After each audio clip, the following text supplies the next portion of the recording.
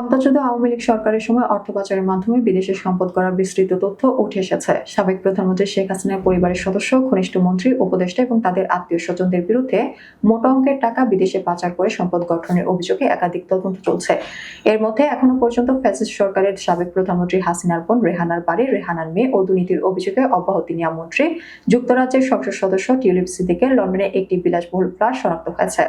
পতিত প্রধানমন্ত্রীর ছেলে সজীব ওয়াজেদ জয়ের অফশোর বিনিয়োগের তথ্য অনুসন্ধান চলছে।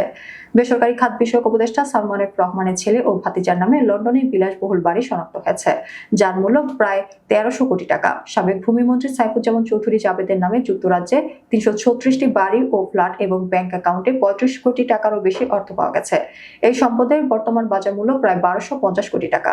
জাতীয় রাজস্ব বোর্ডের গোয়েন্দা সেল, দুর্নীতি দমন commission, Bangladesh financial intelligence unit, CID সহ একাধিক সংস্থা যৌথভাবে তদন্ত করছে। এসব তদন্তে সহায়তা করছে যুক্তরাজ্যের